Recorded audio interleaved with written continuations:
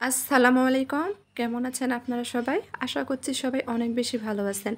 সবাইকে আবারও একবার আমন্ত্রণ করছি সাদামাটা রান্নাঘর অ্যান্ড ব্লগসের আরেকটি নতুন ভিডিও দেখার জন্য। আজকে আমি আপনাদের মাঝে শেয়ার করছি ফুটন্ত দুধের মধ্যে কয়েক ফোঁটা লেবু রস দিয়ে মুখে স্বাদ লেগে থাকার মতো রেসিপি। তো চলেন দেখি, কথা না বাড়িয়ে তৈরির পুরো প্রস্তুত প্রণালী আপনাদের মাঝে শেয়ার করি। ভিডিও শুরুতে অনুরোধ করছি, যারা ভিডিও দেখবেন প্রথমে একটা লাইক দিয়ে পুরো ভিডিও দেখার চেষ্টা করবেন। অনেকেই আছেন ভিডিওতে লাইক দিয়ে পরে আবার লাইক উঠিয়ে নেন, প্লিজ এই রকম করবেন না। আমি এখানে হাফ লিটার দুধ জাল করতে বসিয়ে দিয়েছি।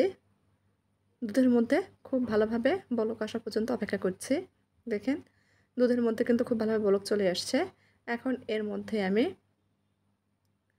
কয়েক ফোঁটা লেবুর রস দিয়ে দিচ্ছি। নেড়ে চেড়ে মিশিয়ে নিচ্ছি। লেবুর রস দেওয়ার কারণে কিন্তু দুধটা ছানা কেটে যাবে।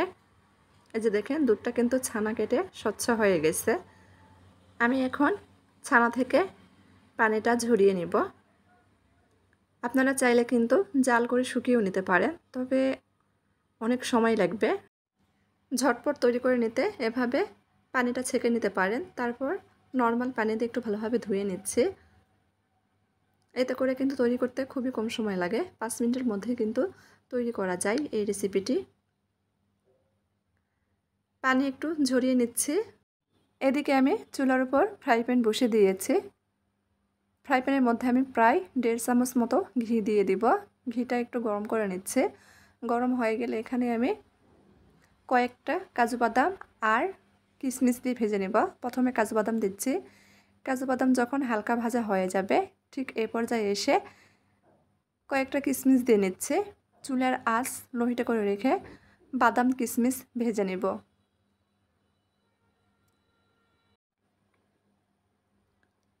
অনবরত নেড়েচেড়ে ভেজে নিতে হবে, তা না হলে কিন্তু পুড়ে যাবে।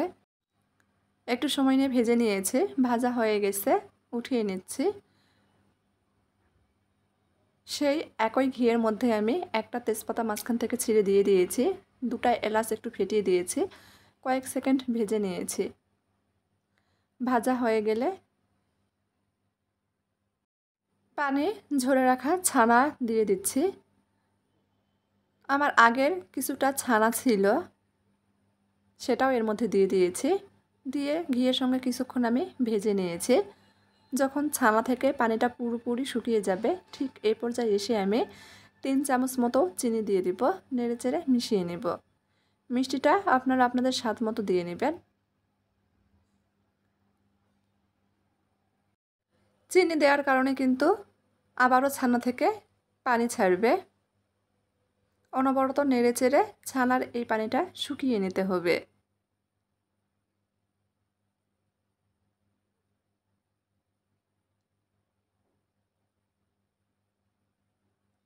আমার ভিডিওতে আপনারা বরাবরের মতোই অনেক নয়েজ শুনতে পাবেন।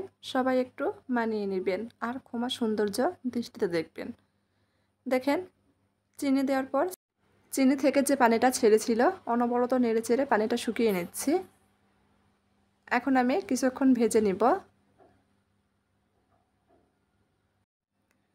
এর মধ্যে ভেজে রাখা কাজু বাদাম কিশমিশ থেকে আমি কিছুটা পরিমাণ বাদাম কিশমিশ দিয়ে দিচ্ছি। ছানার সঙ্গে ভেজে নেব। ঘিয়ের মধ্যে একটু ভেজে নিলে কিন্তু খেতে ভালো লাগে, তবে একেবারে ভেজে কিন্তু শক্ত করা যাবে না।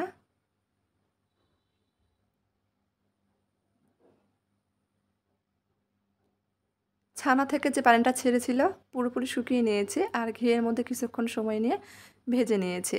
ছানাটা কিন্তু আগের থেকে অনেকটা ঝুরঝুরে হয়ে গেছে। এটাকে কিন্তু ছানার হালুয়া বা দুধের হালুয়া বলা যায়। খেতে কিন্তু ভীষণ মজার। চাইলে ভিডিও দেখে ঘরে তৈরি করে দেখতে পারেন, কোনো রকম ঝামেলা ছাড়াই। ঝটপট যদি মিষ্টি খেতে মন চায় এভাবে তৈরি করে নিতে পারেন। মাত্র 5 মিনিটে তৈরি করা যায়। রান্না হয়ে গেছে, চুলা বন্ধ করে দিয়েছি, উঠিয়ে নিচ্ছি। উঠিয়ে আপনাদের পরিবেশন করে দেখিয়ে দিচ্ছি যে দেখতে কতটা লোভনীয় হয়েছে।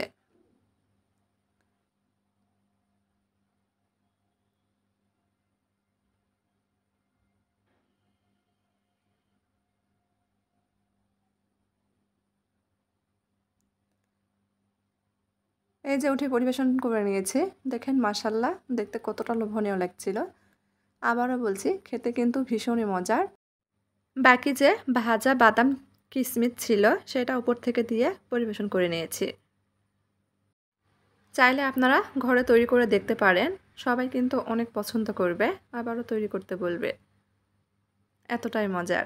তো আমার আজকের এই হালুয়া রেসিপি কেমন হয়েছে অবশ্যই কমেন্ট করে জানাবেন।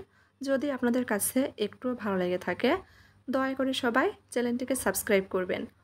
লাইক কমেন্ট শেয়ার করে নিয়মিত চ্যানেলের পাশেই থাকবেন। আজকের মতো এই পর্যন্তই। সবাই ভালো থাকবেন। আল্লাহ হাফেজ।